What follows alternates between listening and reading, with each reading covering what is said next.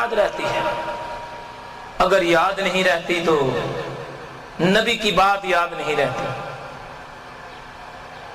اگر یاد نہیں رہتی تو کسی اللہ والے کی بات تجھے یاد نہیں رہتی، اگر یاد نہیں رہتی تو اولیاء اللہ کی باتیں یاد نہیں رہتی۔ باقی دنیا کے معاملات میں کوئی بندہ مثال کے طور پر دنیا کا کوئی کرکٹ کا کھلاڑی، کوئی ٹی وی اداکار ٹی وی پہ آ کے کوئی بات کہہ دے کہ سگریٹ نہ پیو، شراب نہ پیو، کیونکہ شراب پینے سے جگر خراب ہو جائے گا اور زندگی کم ہو جائے گی، بندہ اس کی بات کو مان لیتا ہے، میرے رب نے ارشاد فرمایا ہے وہ تجھے یاد نہیں ہے۔ نبی پاک علیہ السلام نے خود ارشاد فرمایا ہے، شراب لانے والا، شراب دینے والا، شراب بنانے والا، شراب پیش کرنے والا، شراب پینے والا سارے جہنمی ہیں، لیکن وہ قول تجھے یاد نہیں رہتا۔ اگر یاد رہتا ہے تو تجھے کسی ٹی وی اداکار کی ڈاکٹر تجھے کہہ دے کہ تو شراب نوشی چھوڑ دے کیونکہ تیری زندگی کم ہو جائے گی، ڈاکٹر کی بات پہ یقین کر لینا اور نبی کی بات پر یقین نہ کرنا، کیسا تیرا ایمان ہو کے ہے؟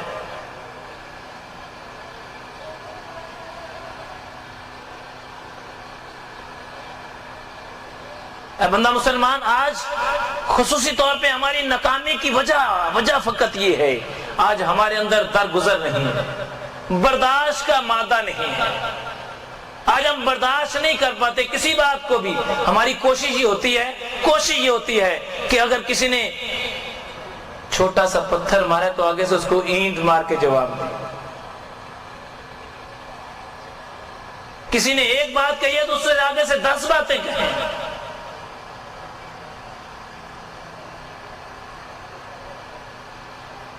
اس لیے آپ سب سے یہ التجا اور گزارش ہے کہ خصوصی طور پر یہ جو آج ملک کے اندر حالات پیدا ہو گئے، اصل بات فقط یہ ہے کہ ہم دین سے دور ہو گئے، جھوٹے لوگوں کے پاس بیٹھنا شروع کر دیا، غلط لوگوں کے پاس بیٹھنا شروع کر دیا، جو دین سے دور ہیں ان کے پاس بیٹھنا شروع کر دیا، اور دین کے قریب والوں پر الزام تراشی شروع کر دی، دین سے محبت کرنے والوں کو برے الفاظ میں پکارنا شروع کر دیا، اور اس کا انجام یہ ہوا کہ ذلت و رسوائی مقدر بن گیا۔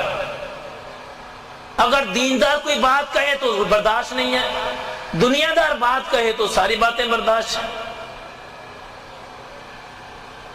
تو بات چونکہ عفو اور درگزر کی بات کر رہا تھا، تو نبی پاک علیہ السلام کی بیٹی حضرت زینب رضی اللہ تعالیٰ عنہا آپ کے ساتھ جب قتل ہو گئی تو قاتل جو تھا میرے نبی کی بارگاہ میں آ گیا،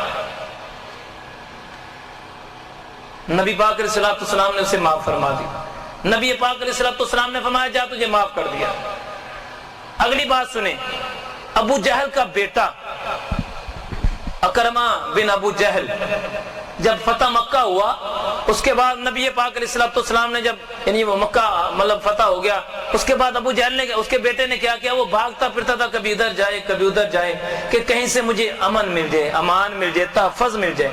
لوگوں نے کہا پاگلا تجھے یہاں سے کہاں سے ملے گا، اگر تحفظ ملے گا تو مدینے والے کے مدینے میں تجھے تحفظ ملے گا۔ اس نے کیا کیا، وہ جلدی مدینہ طیبہ چلا گیا۔ بیٹا بھی ابو جہل کا دیکھے، نبی پاک علیہ السلام نے جب اس کو دیکھا اور دیکھ کر میرے اور آپ کے آقا علیہ السلام کھڑے ہو گئے، اللہ کھڑے ہو کے استقبال کیا، اتنے شوق سے کھڑے ہوئے کہ نبی پاک علیہ السلام کے کندھوں مبارک پر کالی کملی تھی اور وہ کالی کملی نیچے گر گئی۔ نبی پاک علیہ السلام نے اس کو سینے سے لگایا، گلے ملے، فرمایا کہ اے سفر کرنے والے تجھے سفر مبارک ہو، اور پھر صحابہ کو بلا کے فرمایا کہ اے صحابہ میری بات سنو، اس کے سامنے اس کے باپ کو ابو جہل نہ کہا کرو۔ عفو اور درگزر کی حد دیکھیں کیا ہے، اس کو برا لگے گا، اس کے سامنے اس کے باپ کو ابو جہل نہ کہا کرو۔ ایک اور آدمی نے نبی پاک علیہ السلام کے مدینہ طیبہ مسجد نبوی کے اندر آ کے اس نے پیشاب کر دیا مسجد کے اندر. صحابہ نے تلوار نکال لی اور مارنے کے لیے تیار ہو گئے. میرے اور آپ کے آقا علیہ السلام فرمایا صحابہ نے اسے مارو نہیں, صبر کرو, ٹھہر جاؤ. دوسرے صحابی کو فرمایا پانی لا کے اس کے اوپر گرا دو, اور جب پانی اس کے اوپر گرا دیا, بہا دیا, پانی گزر گیا. نبی پاک علیہ السلام نے اسے بلا کے فرمایا دیکھ یار یہ مسجد اللہ کا گھر ہے, اس میں ایسا نہیں کرتے. آج کا ہم بھی ایسے ہی کرتے ہیں. بلکہ ایک اور بات سنیں, ایک عورت نے نبی پاک علیہ السلام گزر رہے تھے تو وہ بھی گلی میں کھڑی نبی علیہ السلام کی زیارت کے لیے کھڑی تھی. آقا کریم صلی اللہ تعالی وسلم کی ذات اقدس نے اس عورت کو دیکھا, اس کے ہاتھ میں چھوٹا بچہ تھا. نبی پاک علیہ السلام نے جیسے شوق سے بچے کو پکڑتے ہیں, نبی علیہ السلام نے فرمایا بچہ مجھے دے دو. بچہ نبی پاک علیہ السلام نے جب اٹھایا, جیسے بچہ اٹھایا تھوڑی دیر کے بعد اس بچے نے پیشاب کرنا شروع کر. وہ عورت ڈر گئی کہ نبی کی ذات پر ہی اس نے بچے نے ایسی حرکت کر ڈالی ہے. اس نے جلدی جلدی ہاتھ آگے بڑھائے تاکہ میں بچے کو پکڑ لوں.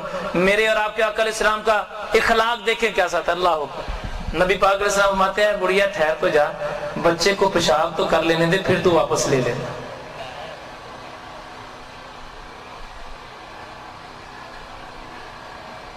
اے مسلمان سوچ, آج میرا اور آپ کا اخلاق بھی ایسا ہی ہے. آج ہم بھی برداشت ایسے ہی کرتے ہیں باتوں کو.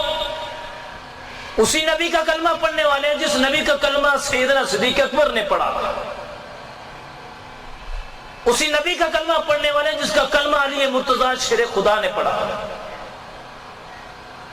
اسی نبی کا کلمہ پڑھنے والے ہیں جس نبی کا کلمہ سیدنا بلال حبشی نے پڑھا. اگلی بات بھی سنیں. ایک شخص تھا نبی پاک علیہ السلام کی ذات اقدس کو بے تحاشا مرتبہ برا بھلا کہتا تھا, مسلسل برا بھلا کہتا تھا. اتنے سخت الفاظ ادا کرتا تھا کہ ایک دن نبی پاک علیہ السلام کو غصہ آ گیا. نبی پاک صلی اللہ تعالی وسلم نے غصے کی حالت میں صحابہ کو بلا کے فرمایا صحابہ جہاں یہ ملے اس کو مار دو, جہاں ملے اسے مار دو. اب اسے پتا چل گیا کہ نبی نے یہ آرڈر جاری کر دیا ہے, اور صحابہ تو منتظر ہوتے تھے کہ نبی پاک علیہ السلام کی زبان مبارک سے کوئی بات نکلے, اس پر عمل کر ڈالے. اس نے چھپنا شروع کر دیا, چھپ گیا. وہ اسے پتا تھا کہ اب میری خیر ہے نہیں, اب تو نبی نے آرڈر جاری کر دیا نا, مجھے کون چھوڑے گا. وہ بڑے سمجھدار لوگوں کے پاس گیا کہ مجھے کیا کرنا چاہیے. سب نے سمجھدار لوگوں نے, بڑے بڑے کافروں نے اس کو سمجھایا میری بات سن, کسی طریقے سے تو اپنے منہ پر کپڑا لپیٹ کے تو نبی کے سامنے چلا جا, ہمارا یقین ہے جب تو سامنے چلا جائے گا نبی تجھے معاف کر دے گا. اللہ. لیکن اس سے پہلے اگر تجھے کسی اس کے غلام نے دیکھ لیا وہ تجھے معاف نہیں کرے گا. یہ بات کافروں کو بھی پتا تھا کہ نبی برداشت کرتے ہیں, افور درگزر کرتے ہیں. اے میرے مسلمان بھائی سوچ تو صحیح کہ جس نبی کا تو فالوور ہے, جن کو فالو کرتا ہے تو, جن کی سنتوں پر عمل کرتا ہے, وہ تو اتنا درگزر کریں. اور اے بندہ مسلمان تو اپنی ماں کی بات برداشت نہ کرے, اپنے باپ کی بات برداشت نہ کرے, اپنے بڑوں کی بات برداشت نہ کرے, اپنے چھوٹوں کی بات برداشت نہ کرے. ایک مرتبہ آقا کریم صلی اللہ علیہ وسلم مسجد کے قریب سے گزرے, بچے مسجد میں کھیل رہے تھے. نبی پاک علیہ السلام وہاں تھوڑی دیر کے لیے رکے اور اس کے بعد چلے گئے. فرمایا جا کے کہ بچوں کو مسجدوں میں جانے سے منع کیا کرو, یعنی چھوٹے بچے نماز کے ٹائم نہ جا کر جن کو پاکی نہ پاکی کا نہیں پتا. اگر صف میں کھڑے ہو تو پیچھے کھڑا کیا کرو. ہاں والدین ساتھ لے کے جائیں, یعنی اگر والد جا رہا ہے تو ساتھ لے کے جائیں.